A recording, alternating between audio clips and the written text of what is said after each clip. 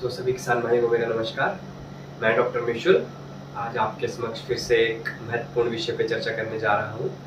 तो आज हम बात करेंगे एक बहुत ही महत्वपूर्ण विषय पे, जो कि है ब्रुसेलोसिस या मैं कहूँ ब्रुसेल्ला का इन्फेक्शन। तो बहुत सारे पशुपालक भाई या किसान भाई इस विषय के बारे में बहुत कुछ जानते भी होंगे।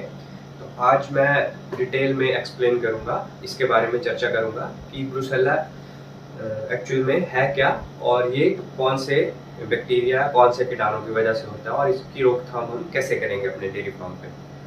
तो अगर मैं बात करूं बेसिकली कि ब्रुसेलोसिस या ब्रुसेल्ला इन्फेक्शन है क्या, तो ब्रुसेल्ला इन्फेक्शन एक बहुत ही खतरनाक बीमारी है जो कि ब्रुसेल्ला एबॉर्टस नाम का कीटाणु या बैक्टीरिया इस इन्फेक्शन को करता है।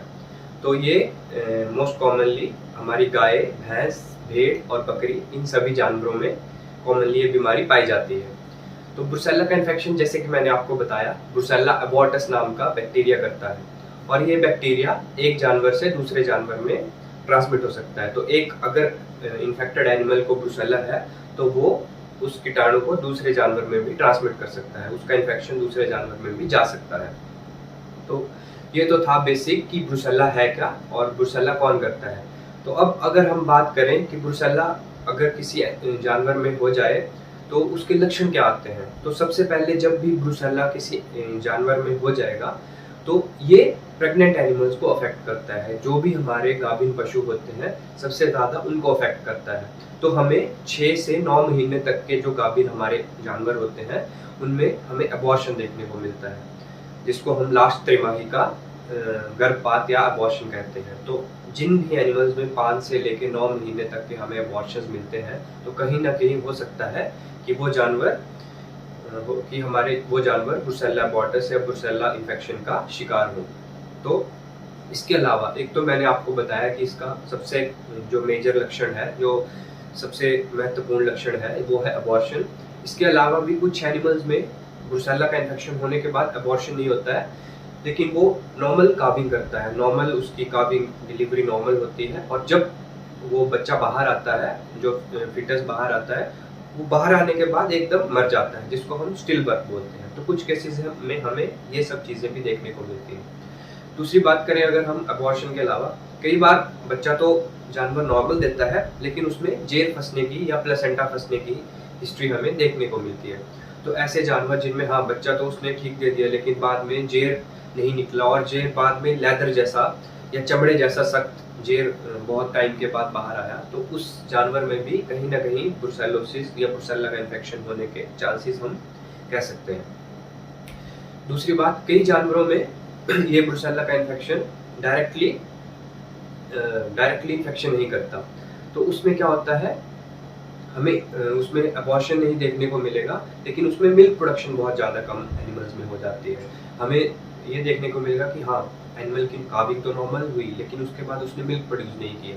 या उन स्पेसिफिक एनिमल्स में हमें हाइग्रोमा या हम बोलते हैं जोड़ों का दर्द देखने को मिलता है। उन एनिमल में बहुत ज़्यादा जोड़ों का दर्द होता है, और वो जोड़ों की सूजन भी उन एनिमल्स में हमें देखने को मिलती है, जिसको हम हाइग्रोमा बोलते हैं।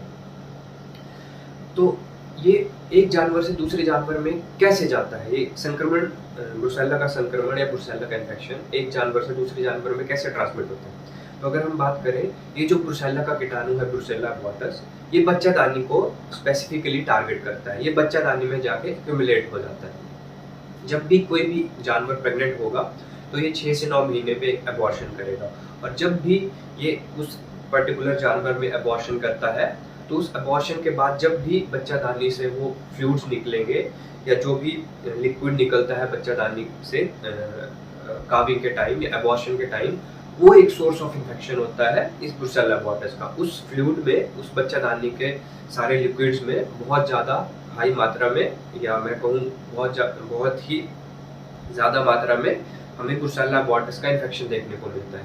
तो जब भी वो फ्लूइड हमारे डेयरी फार्म पे घास के कांटेक्ट में आएगा, या पशुओं के घास में, या मैं बोलूँ पशुओं के जो हम पानी देते हैं उसके कांटेक्ट में आएगा, और जब दूसरे पशु उसको कंज्यूम करेंगे, उस घास को खाएंगे या उस पानी को पिएंगे, तो बहुत सारे चांसेस होते हैं कि वो बाकी एनिमल्स को भी ब्रुसेल्ला का इन्फेक्शन ट्रांसमिट हो जाएगा, उन एनिमल्स को भी वो इन्फेक्ट कर देगा।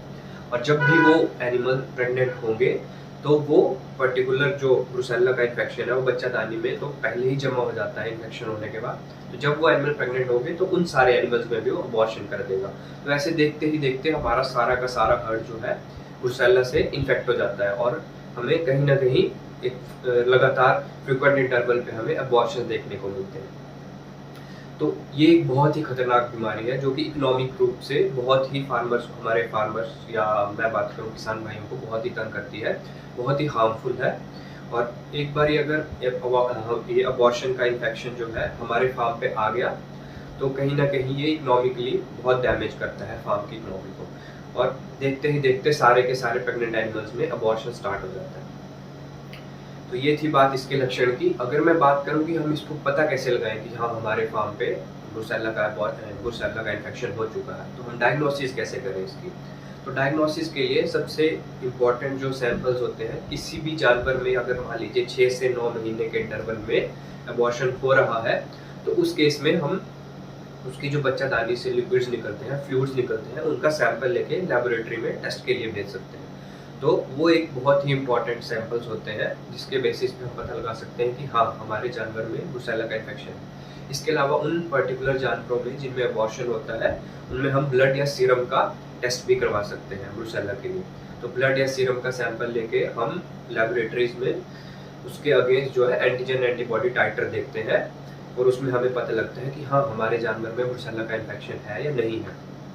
तो ये बहुत ही इम्पॉर्टेंट है कि हमें पता लगे कि हाँ जिस जानवर में अबॉर्शन हुआ है क्या वो ब्रुसेल्ला से इन्फेक्टेड है या नहीं है, ताकि हम बाकी जानवरों को या बाकी जो हमारा हर्ड में अपने बाकी काउज होंगी उनको जल्दी से जल्दी वहाँ से आइसोलेट कर सके, उनको उस पर्टिकुलर एनिमल से अलग कर सके। तो अगर मैं बात करूँ ट्रीटमेंट की, तो एनिमल्स में अभी तक कोई इसकी स्पेसिफिक ट्रीटमेंट नहीं आई है। तो एज सच हम इसका उपचार नहीं कर सकते, इसकी हम रोकथाम कर सकते हैं। तो प्रिवेंशन अपने फार्म को प्रिवेंशन से ही हम इस बीमारी से बचा सकते हैं। तो हम ब्रुसेल्ला हमारे फार्म में ना आए उसकी रोकथाम के लिए हमें क्या क्या सावधानियां बरतनी चाहिए। पहली बात, ये सबसे इम्पोर्टेंट बात है कि हम ब्रुसेल्ला इन्फेक्शन से अपने एनिमल्स को कैसे बचा सकते हैं, टीकाकरण से। तो वैक्सीनेशन से अगर मैं बात करूं कौन सी वैक्सीनेशन, तो ब्रुसेल्ला एबॉर्टस स्ट्रेन 19 का एक टीका आता है या वैक्सीन आती है। तो वो जब भी हमारे छोटे बछड़ियां पैदा होती है 4 से 8 महीने की आयु में, वो सिंगल शॉट लगता है, once in a lifetime. तो पूरे जीवन में हमें वो एक बारी वैक्सीनेशन लगानी पड़ती है हमारे फीमेल काफ में, और उसकी सही आयु होती है जब वो फीमेल काफ 4 से 8 महीने की आयु का होता है। तो तब हम उस बछड़ी में 4 से 8 महीने के इंटरवल पे उसकी वैक्सीनेशन करते हैं, टीकाकरण लगाते हैं। और वैसे ही हम बाकी भी जो फीमेल काफ्स पैदा होते हैं उनमें एज सच वैक्सीनेशन करते हैं। तो इससे 70 to 80% चांसेस होते हैं कि हम अपने हर्ड को ब्रुसेल्ला इन्फेक्शन से रेजिस्ट कर लेते हैं। 70-80% हमारा चांसेस ज़्यादा है कि हाँ अब हमारे उन जानवरों को जिनमें हमने टीकाकरण किया उनमें ब्रुसेल्ला का इन्फेक्शन नहीं होगा। दूसरी बात कि जब भी हम कोई जानवर परचेज करते हैं या दूसरे किसी फार्म से जानवर को खरीद के लाते हैं तो उस जानवर की ब्रुसेल्ला टेस्टिंग जरूर कराएं। उस जानवर को बिना ब्रुसेल्ला टेस्टिंग के अपने बाकी सारे एनिमल्स के साथ ना मिलाएं।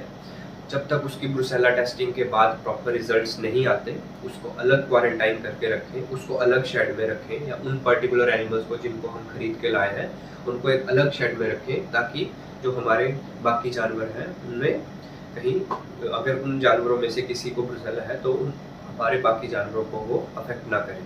तो जब तक उन एनिमल्स की हम ब्रुसेल्ला टेस्टिंग नहीं होती है या ना कर पाते हैं तब तक उनको बाकी हर्ड के साथ ना मिलाएं। जब उनकी प्रॉपर आपके पास रिपोर्ट्स आ जाए, जब हम उसके सीरम सैंपल्स लेंगे या ब्लड सैंपल्स लेंगे और उसकी एंटीजन एंटीबॉडी टाइटर टेस्टिंग कराएंगे तो हमारे पास रिजल्ट्स आ जाएंगे। तो जब भी हमारे नेगेटिव रिजल्ट्स आएंगे तो हम उन एनिमल्स को अपने हर्ड में मिक्स कर सकते हैं, बाकी पशुओं के साथ मिला सकते हैं। तो इन 1-2 चीज़ों का ध्यान हमें रखना होता है।